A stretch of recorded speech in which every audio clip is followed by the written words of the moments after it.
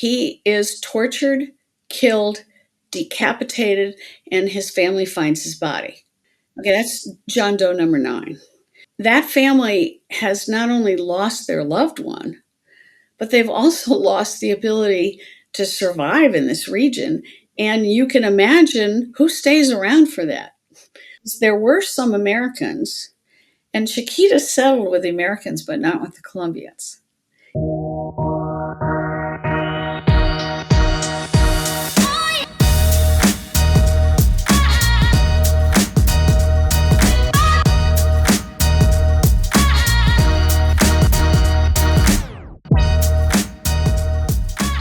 Today I'm sitting with Professor Terry Karl. She is the Gildred Professor of Political Science and Latin American Studies Emeritus at Stanford University and an international war crimes and human rights investigator. She joins us now from San Francisco. Welcome, Dr. Karl. Thank you. Welcome, and thank you for the invitation. I just want to cut to the chase in this and say, should we be buying Chiquita bananas? Well, as a person participating in the trial, I'm not quite able to call for specific political actions of people, but I can tell you the following, that a jury in Florida actually rocked, I think, the international community, human rights community, because it held the global giant Chiquita Brands, which was formerly known as United Fruit and has had several iterations and several other names. It found them liable to the tune of $38 million for the deaths of 8 Colombian citizens. Now, what's important about that, it's a pretty historic verdict. It took 2 decades of litigation. It may be the first time a major U.S. corporation has been held liable in American court for injuries to foreign nationals. In other words, it's really the first time a court in the United States has ruled over how a U.S. multinational may treat foreigners in the countries, foreign workers, foreigners in general, in the countries and areas in which it operates overseas. And in that sense, it found that Chiquita was liable for murder. So I can't really answer your question, but your viewers can decide what that means for them in terms of buying Chiquita bananas. That makes total sense. Maybe I shouldn't have asked you that question, but do you mind backing up just a little bit and giving a general summary of what is going on? You mentioned these trials. Yeah, there is a major trial that just occurred. That trial found it's a very, very important precedent, very important, because it found Chiquita Brands, a major U.S. multinational and produce producer, among other things. It found it liable for paying a paramilitary that subsequently killed banana workers, union organizers, union members, people who lived in the banana areas, the areas where Chiquita was taking its bananas, the areas that Chiquita owned, the banana plantations that Chiquita owned. And for it found it liable for making payments to a ultra right-wing paramilitary group, which was called the Autodefensas Unidas de Colombia. That's the AUC. Found it liable for paying those, for paying that group, which, by the way, was listed at the time as a terrorist organization by the U.S. government. Wow. It found them liable for paying them, and then they subsequently committed a whole series of crimes in the banana areas to protect the property of banana plantation owners, to hurt banana workers, to kill families of banana workers or anyone they thought might be raising demands about better pay, better conditions, etc., which the AUC considered communist. Okay, and what is your role in all of this? My role is, you have to understand that this is 17 years of litigation. Hmm. And in 17 years of litigation, most of this was a legal fight over whether or not this trial could actually happen Hmm. and under what auspices, what law, etc. What my role was to work with attorneys to review documents, write reports. I was deposed by Chiquita. Chiquita fought very hard to keep me out of the trial. In the end, the most important thing was to put the story of what had happened and document it. Hmm. Document it using a lot of documentation that came from a whole range of sources. In addition, I think the most important thing was to look at what's called pattern and practice. How has Chiquita, in its various iterations from the United Fruit Company and as early as the end of the 1800s to now, actually worked in other countries, the kinds of tactics it used, etc. Most famous, of course, is the 1954 overthrow of the Guatemalan government, which Chiquita was, then United Brands, was very involved in. So there was a history that was important. There was current documentation that was important. But I think most important in what I, in my role, but not just mine. I mean, I want to make it very clear, this is, when you have 17 years of litigation, this is a huge effort by a lot of people.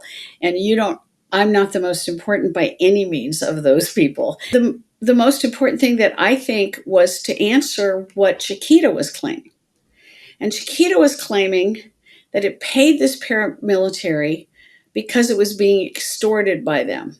In other words, the paramilitary was an ultra right wing paramilitary that threatened to kidnap its executives, hurt its plantations, etc. What was in fact, and that was their argument, was an extortion argument. Hmm. Our argument was, you formed a deal, a pact, an agreement with this paramilitary because this paramilitary was formed by big agricultural interests, including banana plantation, domestic banana plantation owners in Colombia. They wanted to stop the unions. They wanted to fight any people that they assumed were members of guerrilla organizations. They wanted to make sure that the price of bananas stayed down, that the cost of labor stayed down, that the plantations were, their own plantations were secure. And Chiquita, as the largest landowner in the banana regions in Colombia, basically made a deal with them. So there's two different interpretations here, and the question is, what is the real what are the facts? What are the facts that can support one interpretation over another? In Chiquita's case, they were unable to produce one single piece of evidence that anybody extorted them. Not a paper, not a, not a meeting, nothing. Wow. They have no internal document. And there's two. We're talking about of reviewing 2 million documents. Right. Okay, and we have 2 million documents. Somewhere in those documents, somebody's going to say, "Oh my God, the AUC is extorting us." They may not use that language, but they couldn't produce a single thing. Whereas our side could produce, or our side, the side of the plaintiffs, could produce a lot of evidence showing that Chiquita had actually made a deal with the AUC. Is there any legitimacy behind the AUC here, like in terms of politics? Because the AUC was created in part to push back against FARC, correct? Let's go back a little bit. That is correct, yes. But I mean, your viewers may not know what FARC is. Um, and the thing that's so important about this is Colombia is essentially has a long history of violent conflict. That history eventually produced several guerrilla organizations on the right, on the left, excuse me. They were originally on the left, later that changes. But originally they were for land reform, workers' rights, raising the salary, the payments to poor people, et cetera, et cetera. They had a whole agenda, and that included the FARC. Now, later, those organizations, just like the right, also become organizations that extract profits from what they do. And in both the left and the right, the AUC and the FARC, both of them were involved to different levels in drug trafficking, et cetera. It is Colombia. And so you have in the banana regions, this is what's so scary about Colombia. If you're looking at the banana regions, Sal de Santa Marta, or other places, what you see is what you used to see different guerrilla organizations. You saw the formation of the AUC, the right-wing paramilitary, to fight them and to take over the territory where the FARC and the other organizations were operating. You also see that the Colombian military is there in some places, and in other places, you see all kinds of armed groups. What happens is the AUC gets very successful in defeating the former guerrilla movements. They're still there, but they're militarily successful in the banana regions, and that's why. Remember, they're formed initially, the AUC, and supported monetarily by the big banana plantation owners. And Chiquita is the largest owner in the region of land in the region. So they form this as a way of fighting these demands that may be supported by the left, may not, because as I said, it's not quite a left-right story anymore because of the criminality that penetrates all organizations in Colombia at this time due to drug trafficking. So, based on everything you just said, that this is a very politically tumultuous country, do we have any sympathy at all for Chiquita Banana and the fact that they were paying a paramilitary organization to sort of be stewards of the land or something like that? No, they weren't paying them to be stewards of the land. No. The stewards of the land are the banana plantation owners, of which Chiquita is the largest. Okay? That's not why they're paying paramilitaries. The paramilitaries are not kidnapping banana executives. They are not going after the top. They're in a partnership with them. Mm-hmm. And the partnership is to protect the profits that are coming from the banana regions. Now, they may get money from other sources, and eventually the AUC and the FARC end up getting more money from drugs than they do from bananas. But that's down the road. This trial was 1999 to 2004, and a lot changes in this period. But what is so important is this is a deal. This is what Chiquita called the cost of doing business in these banana regions. And what they meant by that was, if we pay these guys, they will secure the land. And it's our land because we're Chiquita. And they will also make sure that the unions are not formed. In fact, they smashed a union.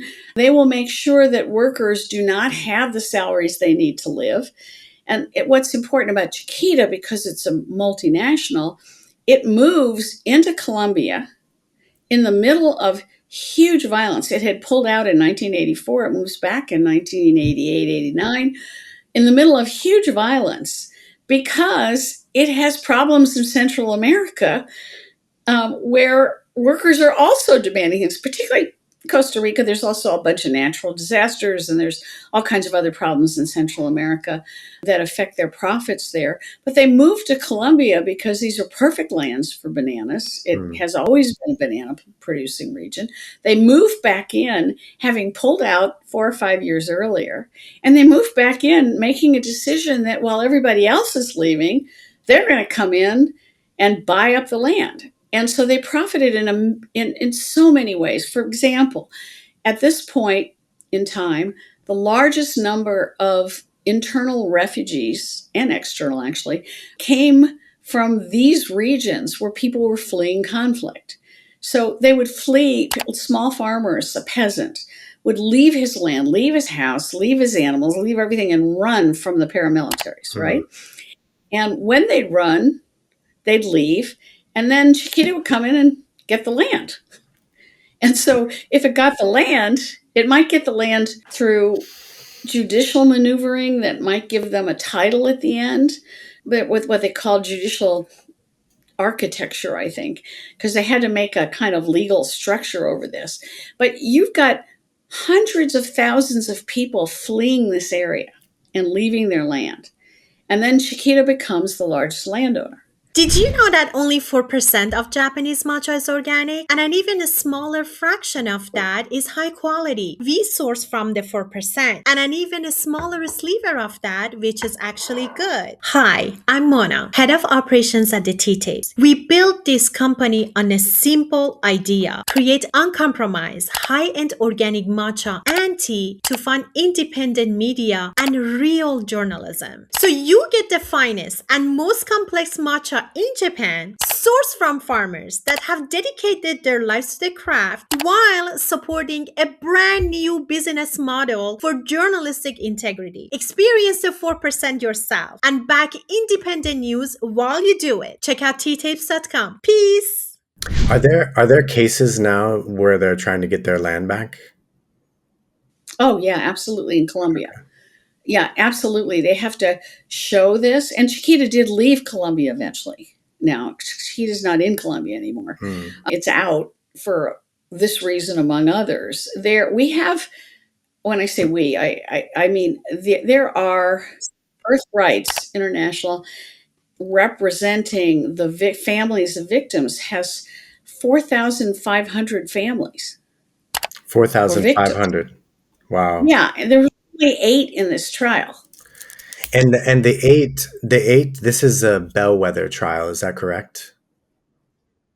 And that what it means, Yeah. Go ahead. what a bellwether trial means, is that you identify illustrative cases. Hmm. In other words, you can't bring 4,500 people to Florida. Okay. I mean, nobody, especially if you're an NGO that doesn't have a lot of money. But So the plaintiffs, are they Colombian citizens? Are they also U.S. citizens? no, they're all Colombians. What's Okay. interesting is there were some Americans, and Chiquita settled with the Americans, but not with the Colombians. Ugh. In other words, it divided the Americans off, made a settlement where Americans were victims of these actions, Hmm. but it would not settle with the Colombians. And if you look at who these Colombians are, and look at, I mean, they're John Does, so we can't name them, Mhm. okay? But you take a John Doe who is a man who is John Doe number 9, who's a man who is the only support of his family. He is a labor organizer. Hmm. He is tortured, killed, decapitated, and his family finds his body. Okay, that's John Doe number 9. That family has not only lost their loved one, but they've also lost the ability to survive in this region. And you can imagine who stays around for that.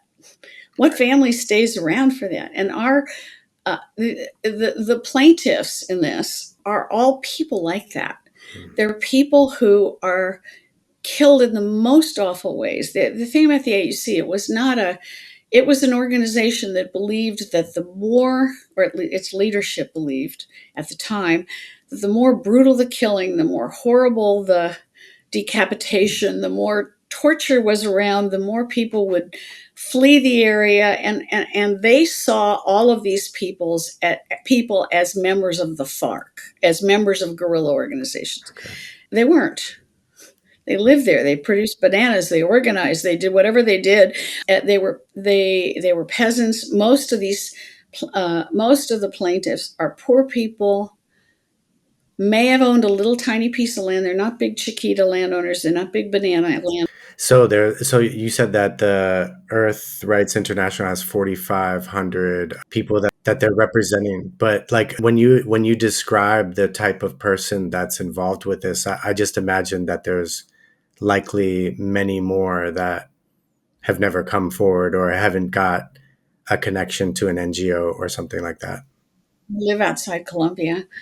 Hmm. No, it's not. This is the only way you can have a case like this is if you have a huge team, some of the people who have very strong connections between Colombia and the United States. You wouldn't be able to find these things out otherwise.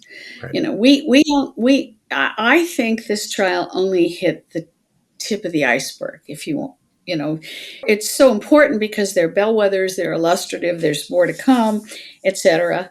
But when I say it only hit the tip of the iceberg, Chiquita was found responsible for paying $1.7 million to the AUC at a time that the AUC was forming. It was very important monies at the beginning to help it consolidate itself, etc. But we don't know how much they actually paid them. We just have checks that show 1.7. The Chiquita team has checks that show $1.7 million of payments. That's what they have. That's the evidence, or some of the evidence. But we don't know if there are other checks or other forms of payment. And I'll give you examples of other forms of payment. Hmm. So one way to benefit, as I said before, was just taking over somebody's land. And suddenly the land is Chiquita's land, right? But another way to benefit is the AUC was using Chiquita ports Hmm. to export drugs to Europe, in particular, mostly to Germany, I believe. Wow. And in return was unloading AK-47s at the port in Chiquita ports. Now, how often did that happen? I cannot tell you, nor can any of us, I believe. But we do know at several instances of this. We know that a whole huge number of crates with AK-47s and ammunition so that they could fight in the banana regions and commit the terror that they did commit, the AUC. We know they came in marked in Chiquita ports as if they were rubber balls. Not guns, rubber balls. So how many ways did the AUC benefit from Chiquita? Who knows? Who knows how much they benefit. Are there whistleblowers in this case? I can just imagine you're working for a banana company and then you're watching guns come off a ship and sketchy people possibly selling or sending drugs. I don't think whistleblowers are the key to this case. I think there are two keys besides the incredible legal teams that spent 17 years trying to find a way to hold Chiquita accountable in the United States, given the fact that the Supreme Court was limiting human rights law over and over and over and kept throwing out the normal ways people would have done litigation in a U.S. court. The Torture Victims Protection Act, for example, is one way. Another one is alien torts. These are legal mechanisms to hold accountable crimes against humanity, war crimes, etc. And those got thrown out. So there's, first of all, this huge legal work. But what's more important is the Colombians themselves. The Colombians started a peace process to demobilize the AUC and the FARC and the ELN, other guerrilla organizations as well. And in that peace process, they set up a mechanism by which if you talked, if you recognized, it's not called a Truth and Reconciliation, it's called a Truth and Recognition Commission. If you recognized what had been done publicly, there was some leniency in terms of being held accountable inside Colombia. Hmm. So what that meant is that a number of major AUC leaders talked about their deal with Chiquita. Oh, wow. That's one mechanism. The second mechanism that's really important, although it wasn't set up to be important, is the Department of Justice, because there was a DOJ case prior to this, which led to this case, which they find Chiquita, I think it was $25 million for its partnership with the AUC, because the AUC was a terrorist organization, and you're not allowed to traffic with terrorist organizations, at least officially. So the DOJ caught them. Now it was so important. I mean, the fine was small, and they didn't do anything in terms of victims. That wasn't part of the DOJ story. The story was, you are a bad corporation. You dealt with a terrorist organization. We're trying to do drug enforcement in Colombia and all this other stuff. And so we're going to hold you accountable. And for that. But it didn't have anything to do with the victims, nothing. And the reason that was so important is the Department of Justice produced a huge number of documents that were very important in this trial. So the combination of what Chiquita handed over, what the Department of Justice handed over, what the Colombian government and truth and recognition process handed over, what the victims themselves and their families were testifying to, what were called the Chiquita papers that were classified documents in the U.S. government that were eventually made public by the Freedom of Information Act and the National Security Archives.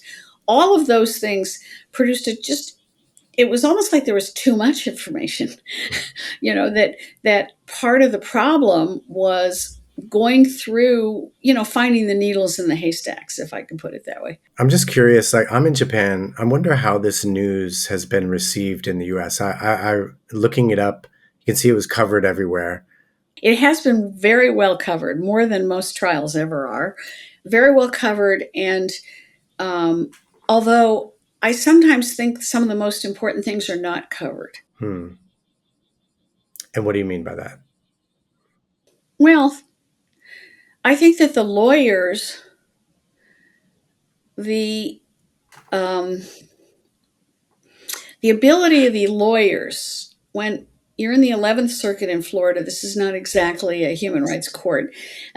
And if you're in the 11th Circuit and they're throwing out every law you could ever use, nope, can't use that one. Nope, can't use that one. These are all the ones that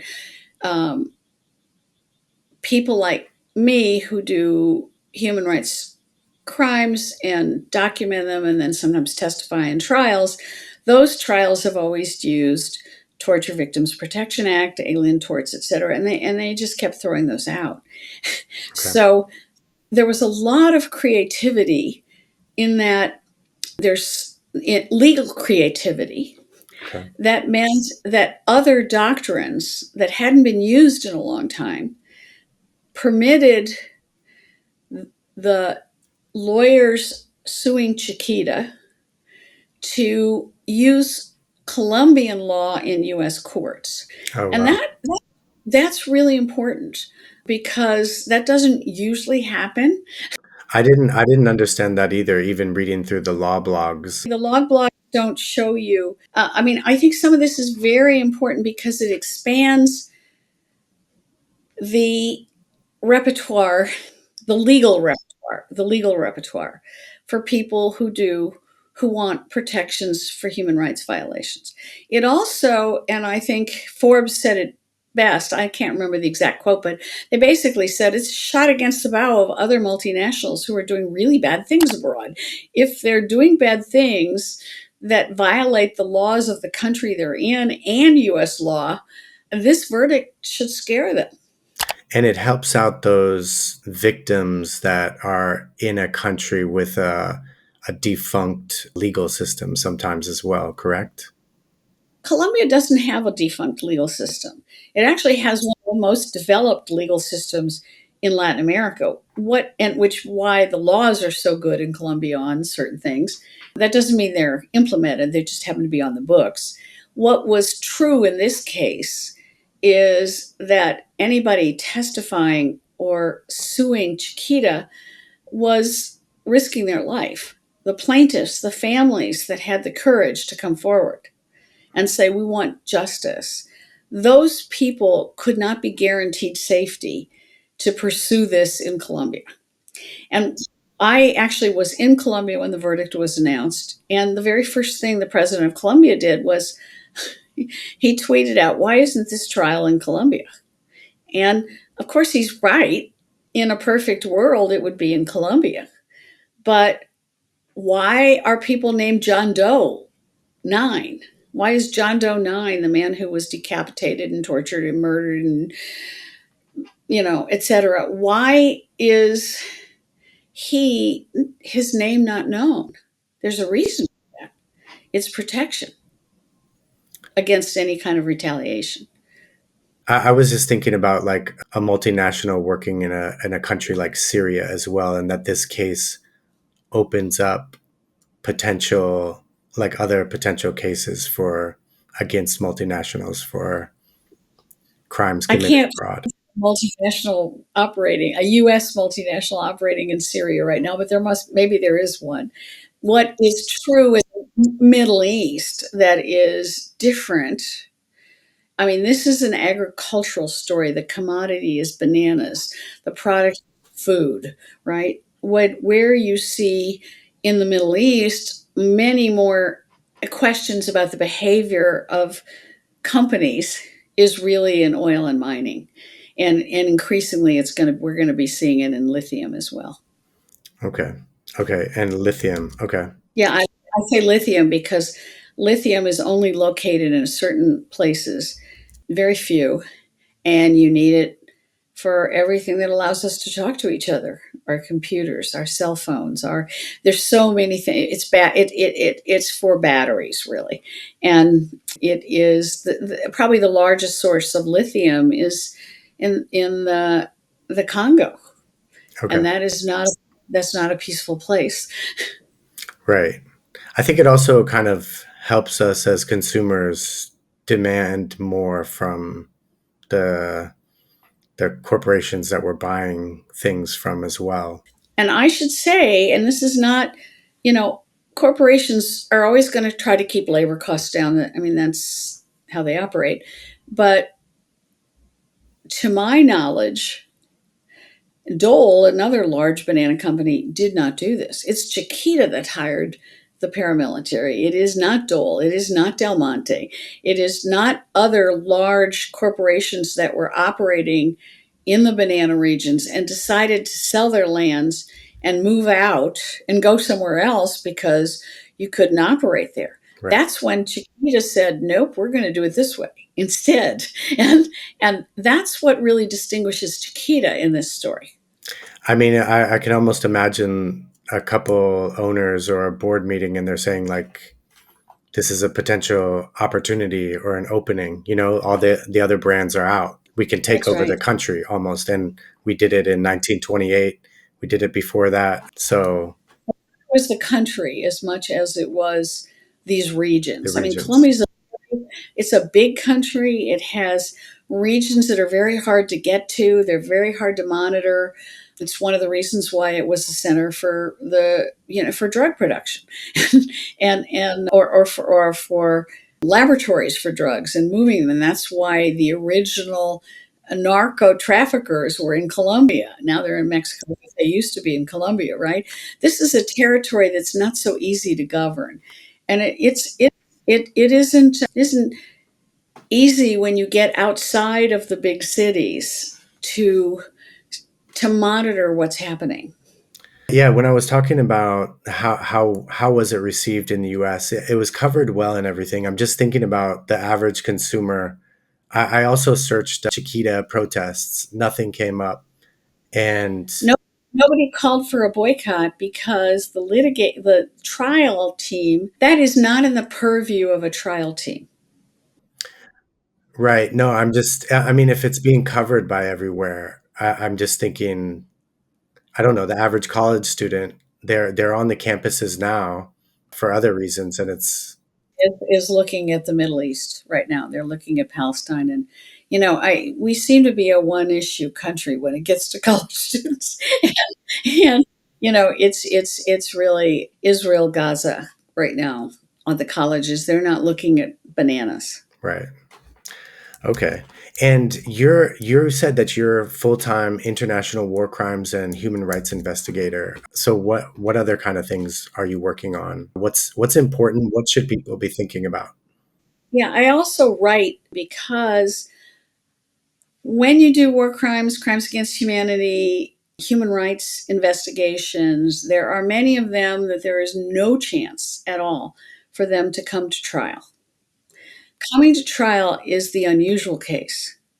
Impunity is the norm. Okay? Impunity is the norm. Any kind of justice is unusual, very unusual.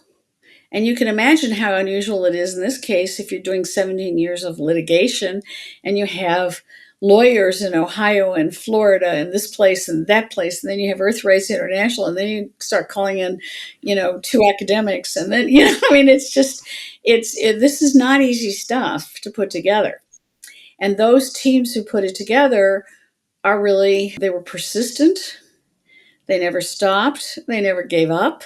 I came in late. I came in when it looked like there was really going to be a trial, as opposed to all of so from 2007 to, I would say, 2018, maybe, it didn't even look like there was going to be a trial. Because everything kept getting thrown out. Not there, so it's those people, it's the persistence of the plaintiffs, it's the guts of the plaintiffs. It's always the courage of the victims and their families that promotes the search for justice. Whether they get it or not is unusual. I mean, that's just the reality of this. You can't do this all the time. And I mean, I actually don't know of any other academic that left academics to do what I do. I don't know anybody who does it. So did you leave? You left for this reason? I left Stanford early to do this. Yeah. Oh, wow. That's commendable. To understand, I love teaching. I love teaching. And so you can't manage this and manage teaching, because if you're going to pursue court cases, they have a schedule that is not the academic schedule. It's a very different. You can't leave a class with 125 students in it or 200 students in it and walk out and say, sorry, I'm going to testify. I'll be back in 6 weeks. You can't do that. So there are many difficulties in these trials. For the lawyers, it's their job. For academics, it's not. And it's not what's conceived of as a job, although I think more and more academics should be doing this. I think it's really important and should be using their expertise for the pursuit of rights. Let me put it that way. That's wonderful. Can I ask you this a little off, but what about teaching do you like? What do I like? I was both an undergraduate and a PhD advisor. So, and they're very different.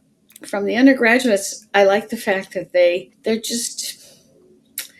challenge you all the time. Like, why is it this way and why is it that way? And they ask you a question, you go, I don't really know. I have to go find out. Wow. And they challenge you, and they're not afraid of you in the way PhD students often are, because in a PhD situation, you have much more control over what's going to happen in their career. An undergraduate graduates and they don't do academics. They don't necessarily do political science. They don't do international politics. They may be a lawyer and go to law school, and all you do is write them a letter and they're gone. Or they may go into a corporation, or they may, go into finance. They can do anything. But it means that they're in your face a lot, undergraduates. And I like that very much. And I think, because not in I taught a bunch of courses that were so contemporary.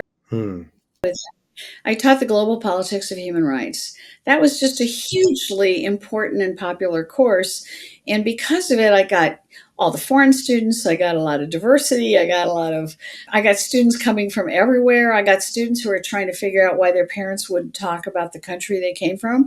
I got, I mean, it was just incredible. But that was also when I taught, the political economy of development. You get the same thing, is like, people want to know, we left X country because it was sinking. Right. Why was it sinking? Why is Venezuela the country that has more oil under the ground than any other country in the world? Okay. Had the most precipitous economic crisis in maybe in history. Certainly twice as bad as our own depression. Okay, and then produces a third of the country fleeing. So if you're Venezuelan, you want to know what just happened. Americans want to know, but it was also just the richness of all the things I teach and how many different countries were involved and students, etc. How Okay. many challenges. I just asked because I wonder if you yourself should make a platform sort of like this. I don't think I'm the interest. I mean, I know everybody wants a hero or a heroine in the United States, but I'm not the interesting thing here. And in Colombia, when I was just there, I had to give a talk, and I was on a panel with a lot of victims in some successful and not so successful cases. And what I said was true, which is if it weren't for you, nothing would have happened. Of course. Nothing would have happened. And I mean it when I say impunity is the norm. Of, and you know why. If you do the Chiquita case, you know why. It's like a study of Trump. You go, okay, they're appealing everything. They're burying the information. They're suing everybody. It's all these tactics, these delay tactics, and then by the time you get to trial, everybody's dead. That we're pushing the trial. I mean, that's part of what everybody does in the U.S. system. Is stop, stop it, and don't let it go to court. Don't let it go to court. That's the key thing, and they can afford it, and most people, most victim families cannot. Right. So, what I really think, and what I think we all think, I have a feeling, is if it weren't for the courage of the plaintiffs, the commitment of Earth rights, which does do the rights of the earth, which does really look at where does our food come from? What's happening in the Amazon? Where do our minerals come from? What are we using for energy? All these questions that are necessary to ask if we are going to have an earth in the long run. It's, you have to find some organization that's going to do that, some people that are going to do that. And that's not always the easiest thing either. I want to say it's not the easiest thing, but as you can see from Chiquita, it can be done. And when I say impunity is the norm, I also think that, I mean, I don't know how many trials I've been in, but with the exception of one of the biggest, which I'll say something about in a minute, all of them have been won. And one of the biggest was the massacre of El Mozote, which I testified for 4 days in Spanish in El Salvador. The day after it was very clear that we were going to find the former high command absolutely guilty, there was a judicial coup. And the President Bukele, at least a third of the judges in the country, including the judge that was overseeing the massacre of El Mozote case. Now, that's the largest massacre in contemporary Latin American history. And when was so it? No, no, not the massacre. When you were there, a couple of years. I mean, I'm off on the year right now, but it's a couple of years ago when the judicial coup happened, and Bukele is keeping himself in power. That's the new superstar president. Superstar president, yeah. He that's how he got there. He did a judicial coup, and it's part of how he got there. Anyway, the reason I say that is even that was a victory. And I'll tell you why. After all this time, after this trial, this massacre was in 1981. We're talking 40-something years working on this. Right. And even that was a victory, because what the families and the people of El Mozote said over and over and over again is this was on television, everybody covered it, it was on the radios. No more can the military say we didn't do this. Everybody knows they did it. And so for them, the truth was actually more important than the verdict. Than the verdict that never happened. Right.